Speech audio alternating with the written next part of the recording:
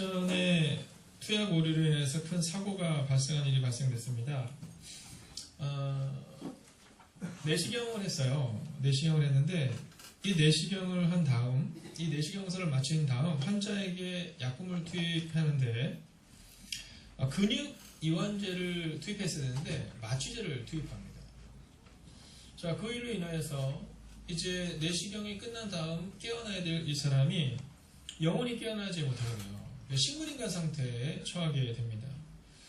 자, 그 일로 인하여서 이 손해배상금으로 약 17억 원이 나가게 되었고요.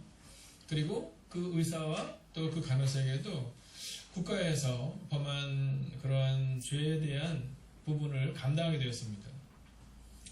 자, 저는 그 이야기를 듣고 나서 한번 생각했어요. 교회는 어떤 곳이 되어야 될까라는 겁니다. 교회는 어떤 곳이 되어야 될까? 여러분, 교회에서 사람들이 기대하는 바가 있거든요. 그래서 기대하고 또 소망하는 바를 가지고 교회에 나옵니다. 그리고 그 교회에서 은혜를 받기 위해서 오는데, 그런데 이 교회에서 만약 우리가 이분들에게 잘못된 모습을 보였을 때 여러분, 식물인간과 같이 영원히 신앙을 잃어버릴 수도 있는 상황이 발생될 수도 있다라는 거죠. 자, 판사는 이렇게 얘기했어요. 피해자가 의식불명의 식물인간 상태로 치료받고 있는 바 피고인들의 주의 의무 위반으로 인한 결과가 매우 위중하다. 자, 오늘 우리가 교회를 세워나가는 과정을 지금 세워나가고 있습니다. 이번 사순절을 맞아서 우리는 교회는 어떤 곳이 되어야 되는가에 대해서 우리가 교회를 다시 한번 생각하고 있는데요. 사랑하신 여러분, 저는 교회는 사람들을 살리는 교회가 되어야 할 줄로 믿습니다. 그런데 살린다고 생각하면서 그의 잘못된 행동과 잘못된 모습을 인해서 그 사람을 영원히 깨어나지 못하게 할 수도 있다라는 거예요. 여러분, 기억하세요. 늘 우리를 점검하시고 늘 우리를 새롭게 세워야 합니다. 그리고 우리의 사랑을 통해 저는 누군가를 세우는 우리 행복이 가득한 교회가 될 줄로 믿습니다. 옆에 있는 우리가 한번 이렇게 선포할까요? 우리가 함께 세워나갑시다. 우리가 함께 세워나갑시다. 기도하겠습니다. 하나님, 오늘도 말씀을 가지고 썼습니다. 이 연약한 점을 숨겨주시고 오직 말씀이 우리 가운데 드러나는 시간이 되게 하여 주시옵소서. 살아계신 우리 주 예수 그리스도의 이름으로 기도하였습니다. 아멘. 자, 우리가 예수님을 촘촘히 생각한다라는 표현을 종종 씁니다. 예수님을 촘촘히 생각한다. 제가 어렸을 때 저희 딸아이가 어느 날 저한테 와서 이렇게 얘기를 하더라고요. 아빠, 오늘 하나님께서 우리 기도에 응답하셨어요. 그래서 제가 그렇구나, 어떤 응답을 받았니 했더니 아빠, 밖을 보세요. 목련꽃 핀 거 보이세요? 그러더라고요. 그래서 보여. 제가 기도했어요. 얼마나 순수한 기도인지. 여러분, 그래서 그때 제가 뭐라고 얘기했을까요? 야, 이 쓸데없는 얘기하고 있어. 이렇게 얘기했을까요? 아니면 그래, 네가 예수님께 기도해서 그런 거구나, 이렇게 얘기했을까요? 여러분, 우리가 예수님을 촘촘히 생각한다는 건 그런 겁니다. 어린아이들의 그 마음이죠. 오늘 저는 이 말씀을 준비하면서 이런 생각을 해봤어요. 지금은 고등학교 3학년에 대해서 때가 탈 대로 탄 우리 딸이 그 7살 때의 그 순수한 신앙으로 돌아가면 얼마나 좋을까. 자, 그런데 과연 우리 딸만 그럴까요? 여러분은 어떠세요? 우리가 예수님께 어렸을 때는요, 많은 걸 기도했거든요. 어느 순간부터 우리가 예수님 앞에 기도하지 못하죠. 이건 안 될 것 같아. 이건 아니지. 이건 기도할 것도 없어. 저건 기도해 봐야겠다. 여러분, 이것이 우리의 마음이잖아요. 그러나 성경은 우리 가운데 뭐라고 말하냐면 겨울은 봄을 이길 수 없다라고 말해요. 즉, 우리가 하나님 앞에 기도할 때 하나님은 우리의 겨울을 떠나가게 하시고 우리의 문제를 덮어주신다는 사실을 분명히 이야기하고 있다는 거예요. 오늘 본문에서 이야기하고 있는 이 베드로와 요한이 어려움을 겪게 되는 장면이 나와요. 근데 그 어려움을 겪게 되는 장면이 어떤 장면이냐면, 여러분 17절을 우리가 같이 한번 읽어볼까요? 17절 함께 있습니다. 시작. 대제사장과 그와 함께 있는 사람, 즉 사두개인의 당파가 다 마음의 시기가 가득하여 일어나서. 자, 오늘 이 베드로와 요한이라는 사람이 어려움을 겪게 되는데 그 어려움을 겪게 되는 시작이 어디냐면 시기라는 거예요. 시기. 자, 우리가 교회를 다시 한번 생각할 때 우리의 마음 가운데 다시 한번 회복되어야 되는 것이 한 가지가 있는데 그것은 무엇이냐면 바로 이 시기를 내려놓아야 한다는 겁니다. 자, 국어서전에 보면요, 이 시기를 뭐라고 말하냐면 남이 잘 되는 것을 셈하여 미워함이라고 기록하고 있어요. 남이 잘 되는 것을 셈하여 미워함 이렇게 기록하고 있어요. 있어요. 여러분 어떻습니까? 여러분은 남이 잘 되는 것을 보면 어떻게 마음이 좋으세요? 아니면 좀 그러세요? 자, 성경은 문제가 시작되는 것을 어디서부터 시작되면 시기에서부터 시작되었다 이렇게 말해요. 남이 잘 되는 것은 세마요? 미워함이라는 거죠. 근데 이번에 청년들 제자훈련 하는데 교회에 나온 지 얼마 안 된 청년이 있었어요. 근데 그 청년에게 시기가 뭘까 이렇게 물어봤더니 뭐라냐? 예, 때를 말합니다 이렇게 말하더라고요. 여러분, 시기라는 의미는 미워하는 마음도 있지만 또 다른 마음은 적당한 때나 기회예요. 여러분 오늘 이 아침 이 시간 여러분 믿음으로 선포합니다. 저는 여러분의 가정 가운데, 여러분의 직장 가운데, 우리 교회 가운데 시기가 떠나가게 될 줄로 믿습니다. 여러분 이 시기 때문에 문제가 종종 일어나거든요. 여러분 이 시기에 민감하게 반응하면 바보입니다. 누군가 우리를 시기하면 어떻게 반응하면 돼요? 네, 뭐 내가 잘나서 그렇지. 이렇게 반응하면 되는 거예요. 근데 우리는 누군가 시기에서 한마디 하면 그거 참지 못하고 꼭 대갚아줘야 되는 그 모습들이 우리 가운데 있잖아요. 자, 저는 우리 행복의 가르침교회의 지금이 어떤 시기냐면 시기, 즉 남을 세마여 미워하는 마음이 떠나가고 그리고 이 불감동 시대를 열어가는 이 행복의 가득한 교회가 적당한 때, 즉 시기가 떠나가고 오늘 본문이 기록하고 있는 순종과 사랑과 그리고 새롭게 세워지는 은혜가 있는 교회가 될 줄로 믿습니다. 여러분 이 지금이 바로 기회다라는 거예요. 제가 이번에 안엘 목사를 만났는데 그 목사님이 그 얘기 하시더라고요.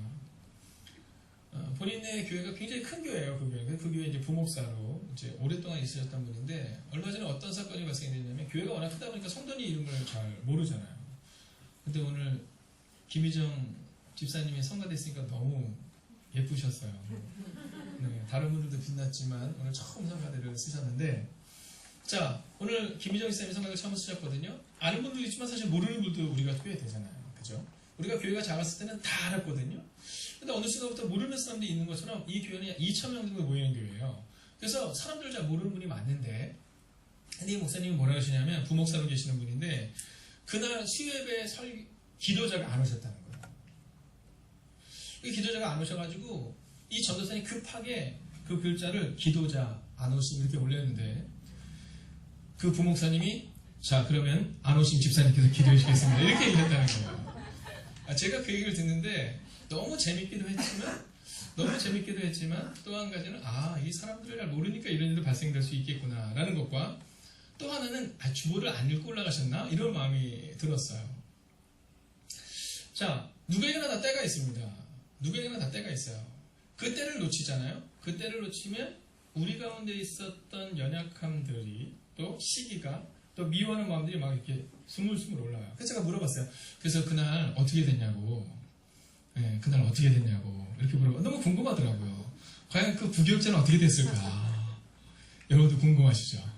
네, 그래서 제가 물어봤어요. 네. 그랬더니 그 담임 목사님이 딱 나오셔서 그러시더래요.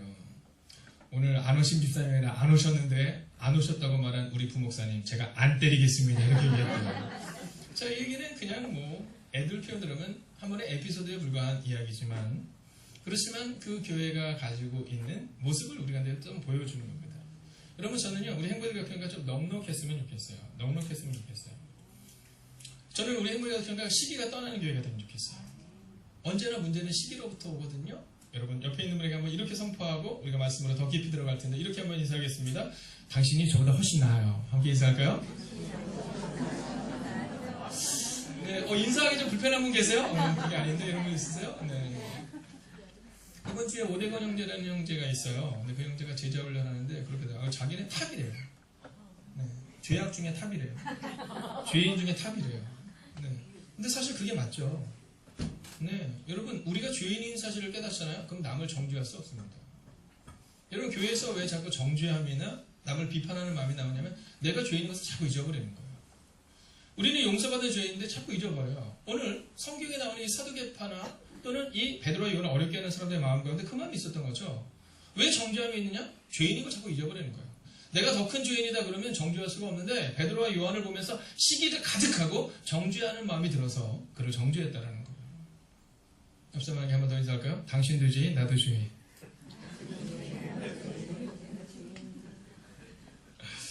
자, 근데 그 시기가 가득 차서 그 어려운 일을 겪게 되는데 그때 이 베드로와 요한이 멋진 교회를 세워나가는 그 모습을 보여줘요. 먼저 첫 번째는요, 28절을 같이 읽어보면 좋겠습니다. 28절 같이 한번 읽을까요? 함께 있습니다. 시작.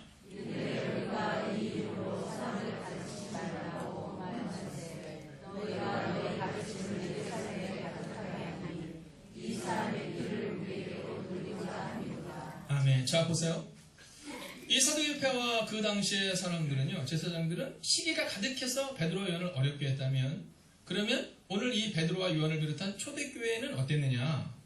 예수의 이름으로 가득하게 했다는 거예요. 그래서 저는 우리 행복의각한교회가 첫 번째 가야 할 길은 예수의 이름으로 가득 차게 되는 교회가 될 것이라는 사실입니다.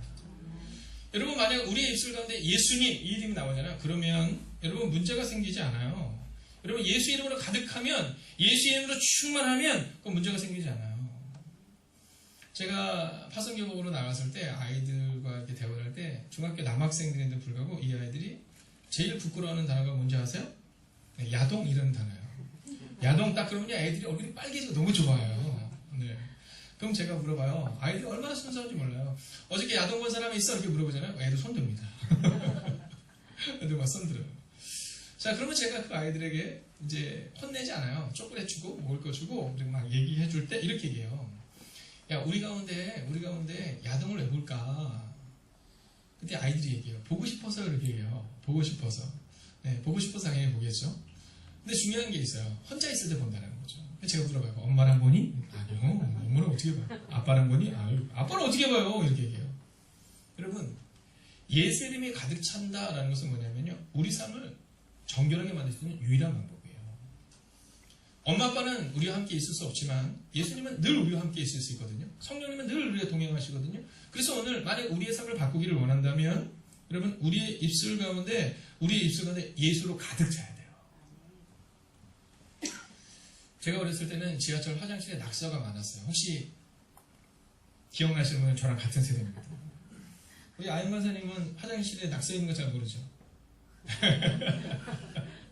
제가 볼 때 아는 것 같은데, 네. 오전에는 아는 것 같았는데, 모르는데요. 같은 세대가 되기 싫은 거죠. 이현숙 선생님 아시죠?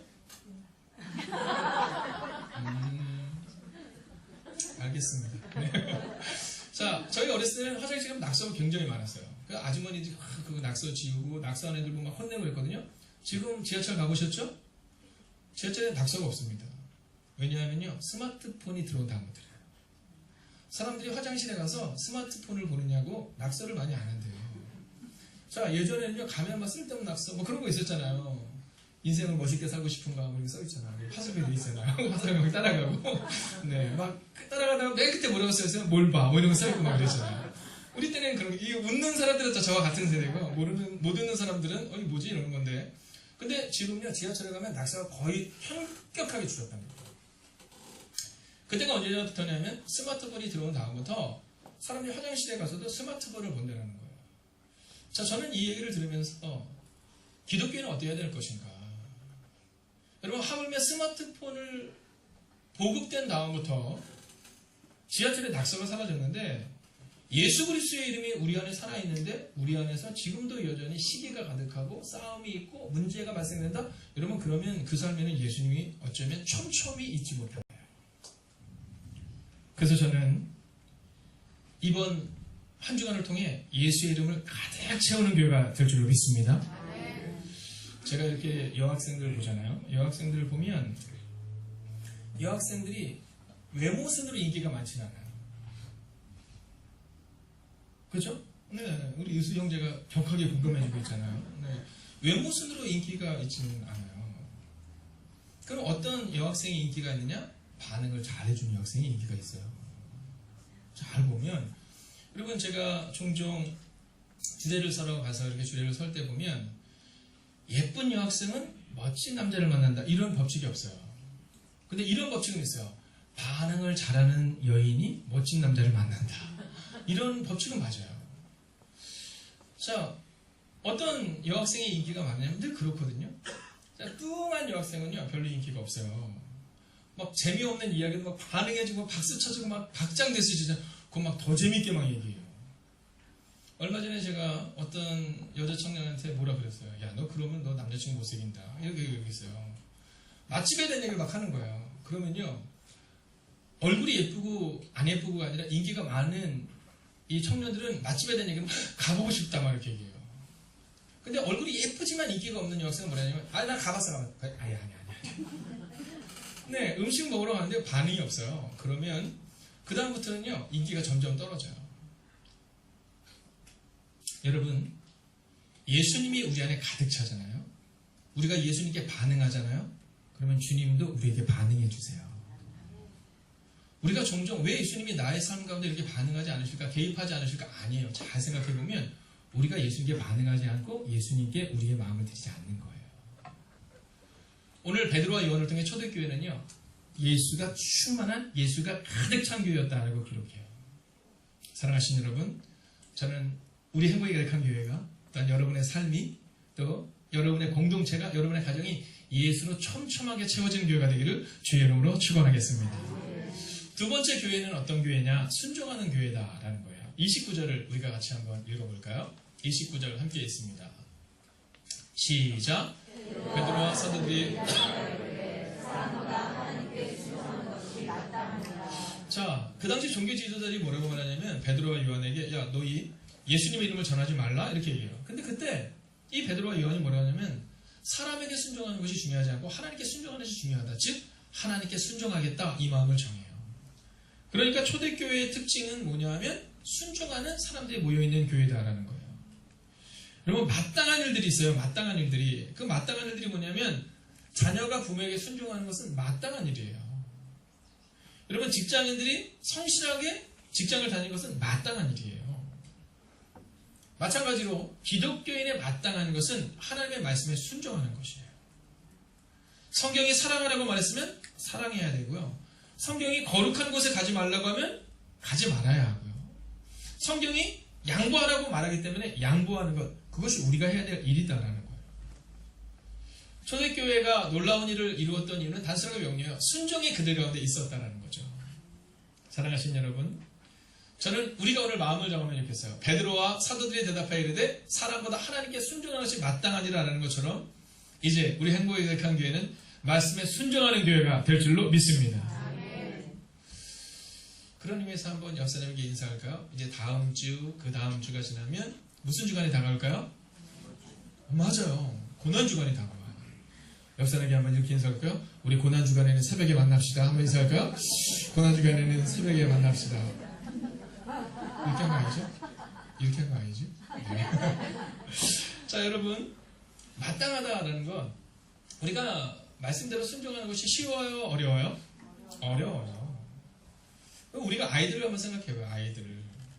자, 아이들이 부모의 말을 잘 들어요? 잘 들어요? 네, 다시 한번 질문할까요? 아이들이 부모의 말을 잘 들어요? 잘 들어요? 잘 들어요. 누구보다는? 여러분보다는. 저는요, 저희 아이들을 볼 때마다 그 생각해요. 아이들이 이렇게 부스럼할 때 잘 안 혼내요. 왜냐면 저를 알기 때문에 안 혼내요. 네. 사모님이 어느 날 그 얘기했어요. 저희 아들 보고 얘가 누굴 닮아 이렇게 말 안 되는지 모르겠다고. 저는 그냥 찔렸어요. 네. 그래서 제가 그랬어요. 뭘 그렇게 자꾸 혼내려고 그러냐. 그리고 뭘 누굴 닮았는지 그렇게 따지려고 그러냐. 닮은 사람이 있겠지. 여러분, 근데 생각해보면 우리도 어렸을 때 그랬지만 부모님 말씀에 순종하면 여기까지 온 거잖아요. 하나님의 말씀에 순종하는 것 쉬운 일은 아니에요. 그러나 그냥 마음을 정하는 거예요. 내가 조금씩 순종하겠다. 그렇게 순종하다 보니까 초대교회가 된 거예요. 오늘 이 베드로라는 사람이, 오늘 새가족들에게는 좀 죄송해서 제가 조금 설명을 드리면, 이 베드로라는 사람은 누구냐면 예수님의 수제자거든요. 지금도 교황청에서 가장 위대한 사람이 누구예요? 베드로잖아요. 이 베드로는 지금도 많은 사람들에게 존경받는 인물이에요. 성경의 인물뿐만이 아니라. 근데 이 베드로가 어땠어요? 네, 예수님을요 3번이나 부인했어요. 예수님을 부인할 뿐만이 아니라 예수님을 저주했던 사람이 이 베드로예요. 그런데 오늘 베드로가 어떤 말을 해요? 네, 순종했다 이렇게 말하잖아요. 여러분, 여러분의 과거가 우리가 순종하지 못했고 여러분의 과거가 옳지 못했다 하더라도 너무 걱정하지 마세요. 한번 따라할까요? 오늘부터 순종합니다. 여러분, 그럼 되는 거예요. 베드로도 3번 부인했거든요. 근데 우리 3번 부인하진 않았잖아요. 그죠? 이번 주 청년 제자훈련 하는데 어떤 청년이 그러더라고요. 자기는 탕자처럼 3번 나갔다 3번 돌아왔대요. 이번이 3번째래요. 근데 그 청년이 아주 중요한 말을 한마디 더 했어요. 근데 4번째 나갈 수도 있다라는 거예요. 근데 그 청년이 3번 돌아올 때마다 제가 있었어요. 그래서 제가 그랬어요. 괜찮아. 4번째 나가면 내가 또 데리고 오지 뭐 이렇게 얘기했어요. 여러분, 우리를 아는 게 중요해요. 우리는요, 베드로처럼 낙심하기도 하고 실패하기도 해요. 그러나 오늘 베드로를 보세요. 순종을 다짐했더니 그 베드로와 함께 했던 많은 사람들이, 많은 제자들이 순종의 삶을 살았다는 거죠. 저는 오늘 여러분에게 순종을 결단하는 오늘 이 아침이 되시기를 주의 이름으로 축원하겠습니다. 자, 이제 마지막 3번째예요.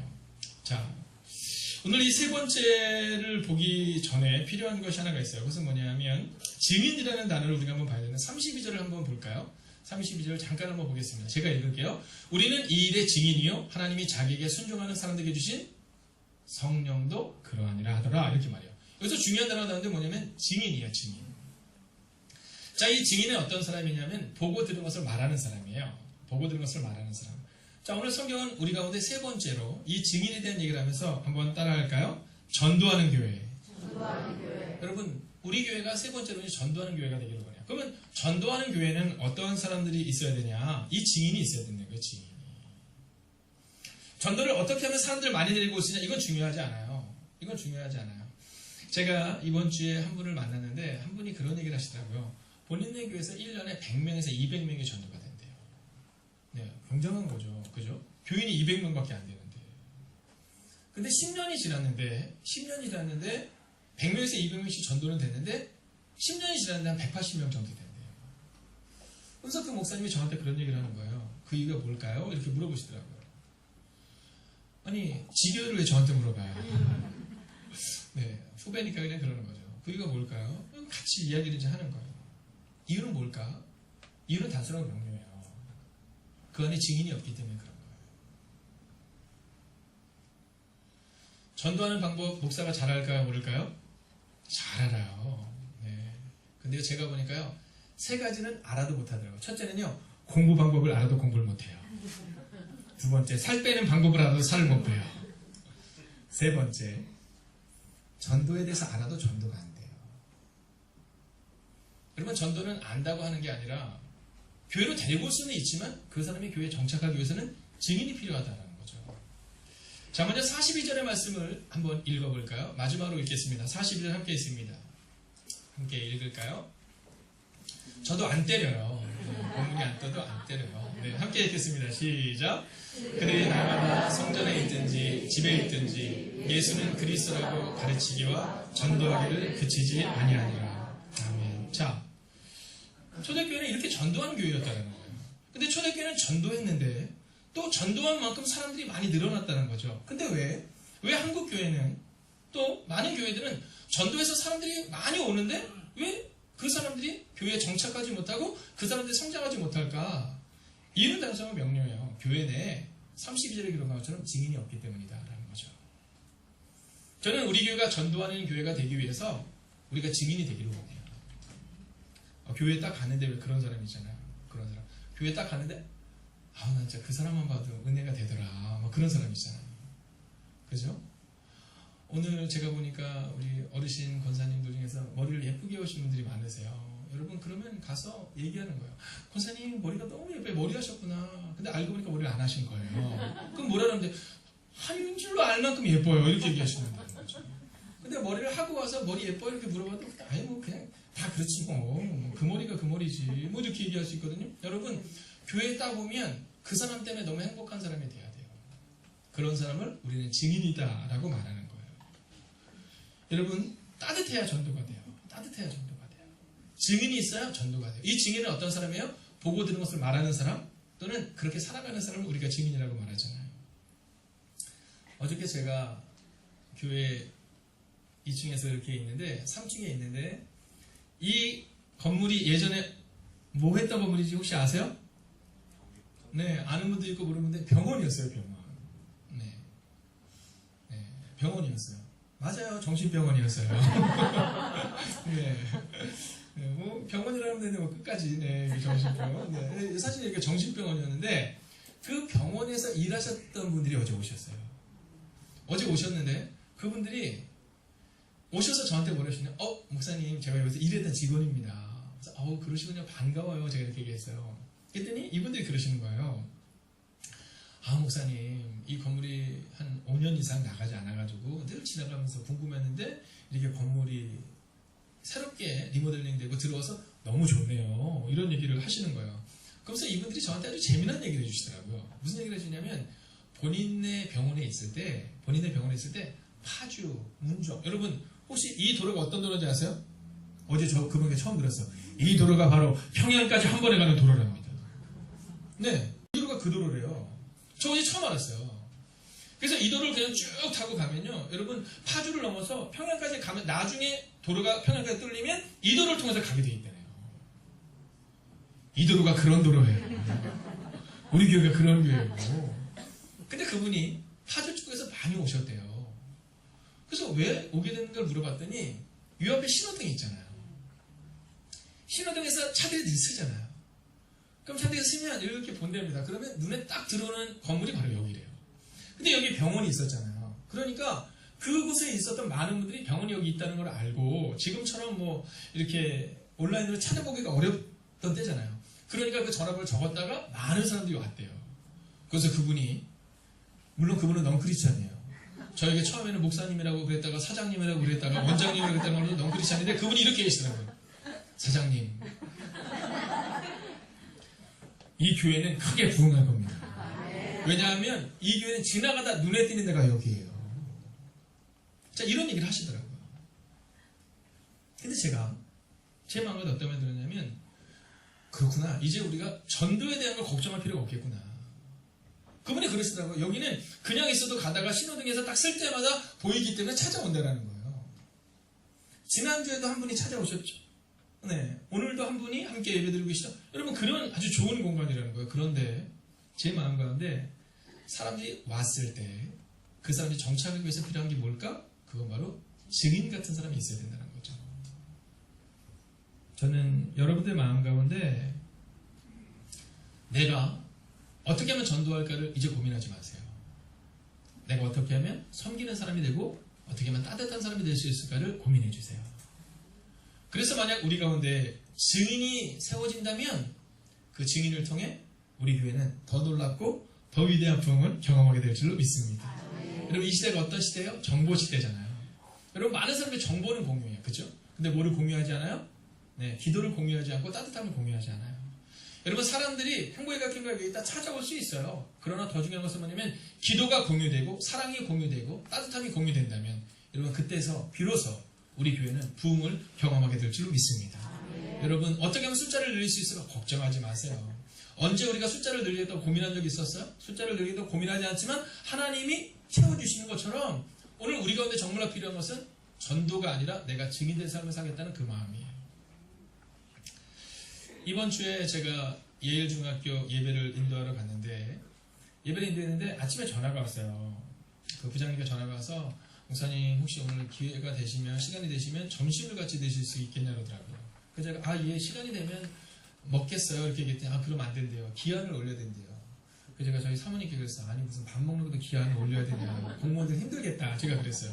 예, 알겠습니다. 그러면 같이 식사하겠습니다. 이러고 났는데 식당에 올라가서 이제 자리가 준비되고 식사를 하게 되면서 긴 이야기를 하게 되는데,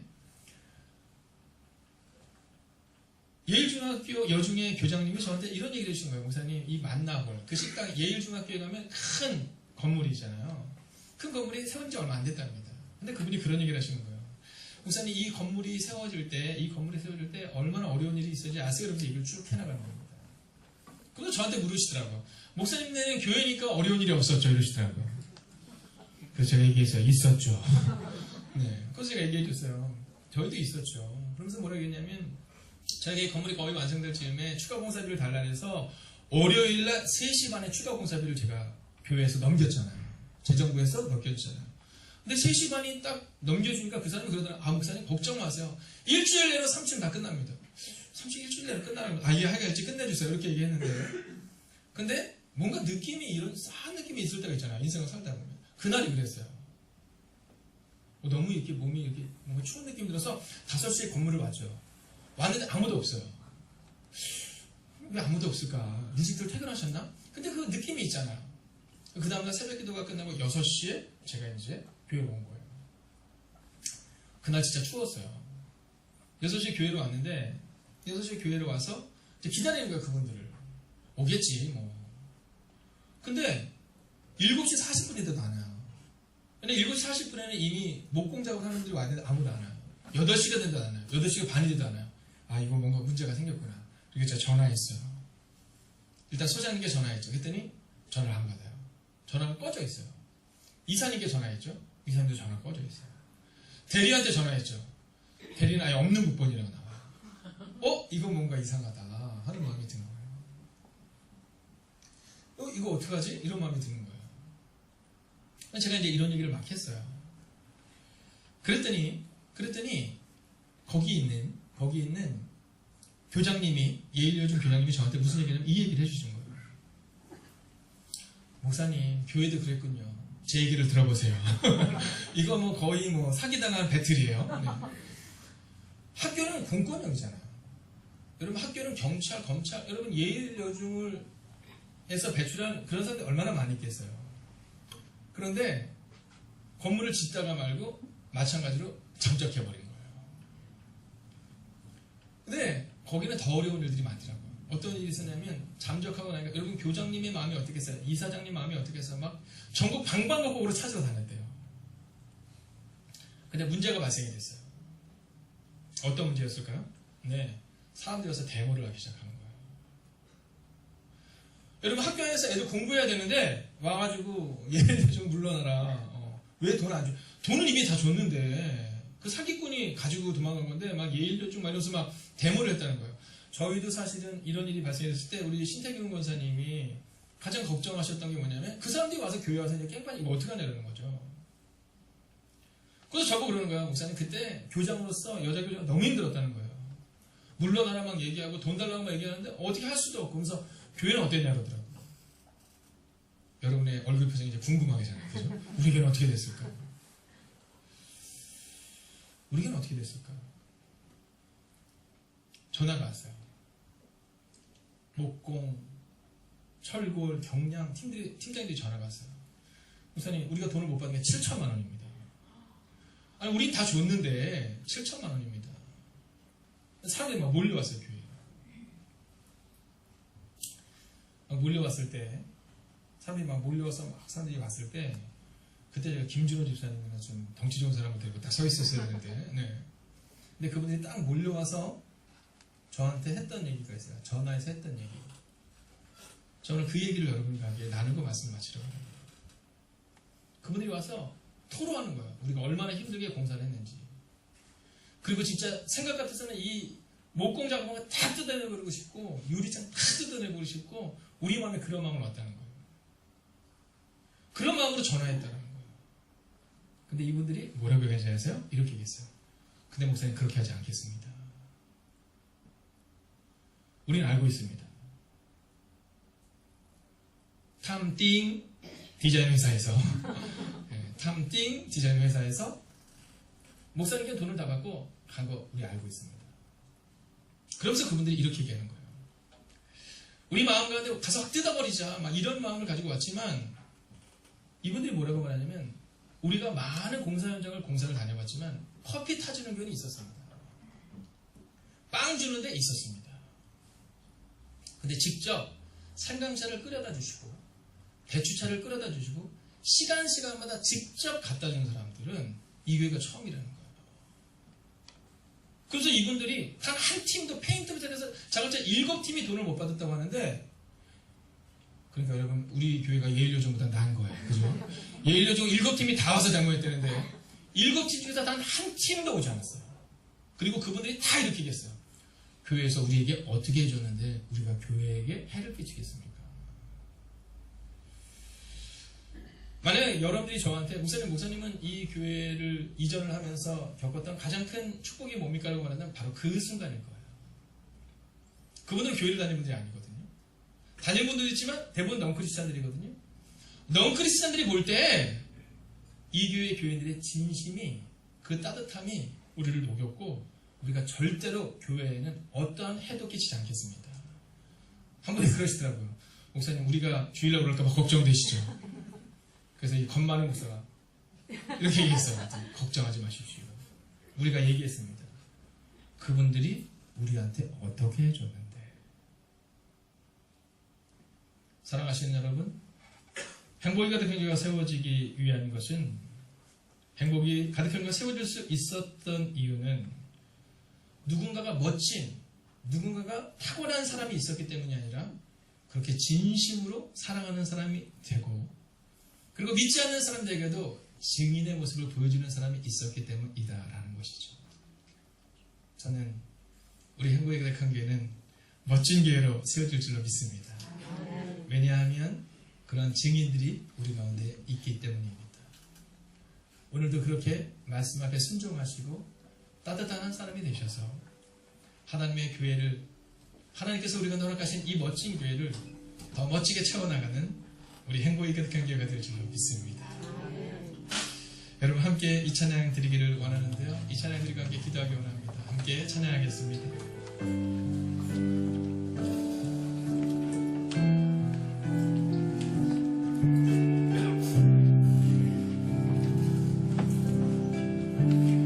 이 세상 가장 아름다운, 이 세상 가장 아름다운 순종의 눈물, 순종의 눈물, 온 세상 다시 빛나게 한 생명의 눈물, 그가 이 땅에 오시니 그가 이 땅에 오시니 죽어야 살게 되고 저야만 승리하는, 저야만 승리하는 놀랍고 영원한 신비 지으신 그대로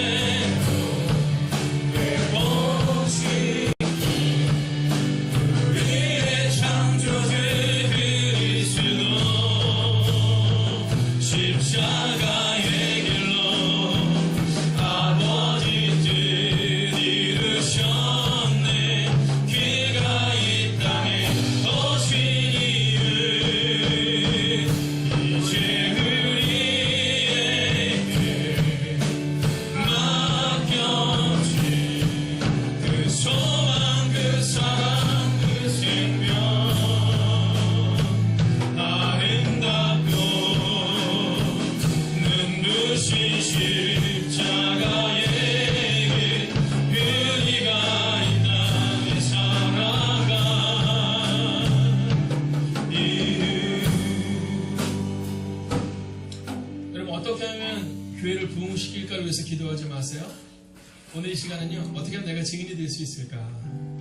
우리가 불렀던 찬양처럼 저야만 승리하는 신비예요. 여러분, 저는 우리 행복이 가득한 교회에 속한 성도님들은 지는 방법을 아는 사람들이 되기를 원해요. 어떻게든지 이기는 방법을 아는 사람이 아니라 지는 방법을 아는 사람, 그리고 증인이 되는 사람, 그리고 그렇게 교회를 세워져 나가는 사람.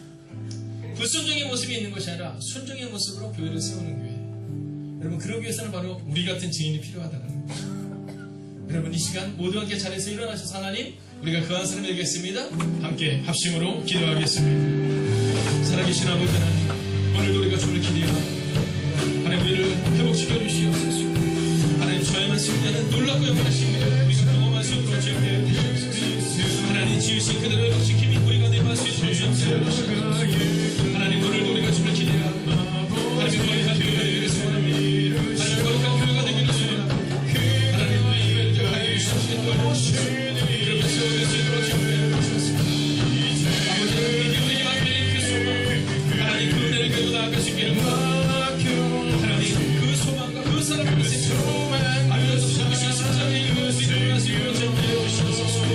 오 주님, 오늘 우리가 주를 기대하고, 오 주님, 오늘 우리가 주를 찾아는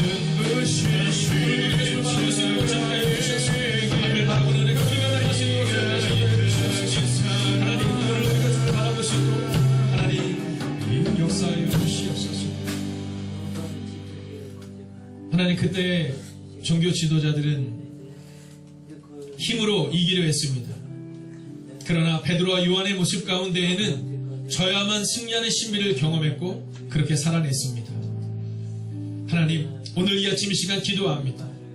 우리가 예수님처럼 십자가를 질 수 있는 사람이 되게 하여 주셔서 져야만 승리하는 법, 사랑으로 이기는 법, 그리고 겸손히 순종하는 법을 배울 수 있는 하나님의 사람들이 되게 하여 주시옵소서. 겨울은 봄을 이길 수 없다라는 믿음을 가지게 하여 주셔서 하나님, 우리가 하지 않아도 하나님이 이기게 하실 것이라는 믿음, 우리의 가정을 향하여 주님이 이 추운 겨울을 떠나가게 하실 것이고 곧 봄을 주실 것이라는 믿음, 그 믿음으로 살아가는 하나님의 사람들, 하나님의 가정이 되게 하여 주시옵소서. 하나님, 부활의 기쁨은 바로 그것입니다. 오늘 우리가 사순절의 깊은 묵상을 지나갈 때 겨울과 같은 추움을 가지고 있는 영혼들, 가정의 문제와 자녀의 문제로 아파하는 영혼들이 있다면 주님, 오늘의 말씀을 기억하여 주셔서 겨울이 봄을 이길 수 없듯이 우리의 가정의 문제도, 자녀의 문제도, 건강의 문제도 주님이 책임져 주시옵소서. 이제는 우리 주 예수 그리스도의 은혜와 하나님의 극자르신 사랑하심과 성령님의 감화감동 교통하심의 역사가 이제 말씀을 붙들고 순종하며 그렇게 증인된 삶을 살아나기를 다짐하는 하나님의 거룩한 백성들과 그들의 가정과 터전이 함께 하시기를 간절히 축원하옵나이다. 아멘.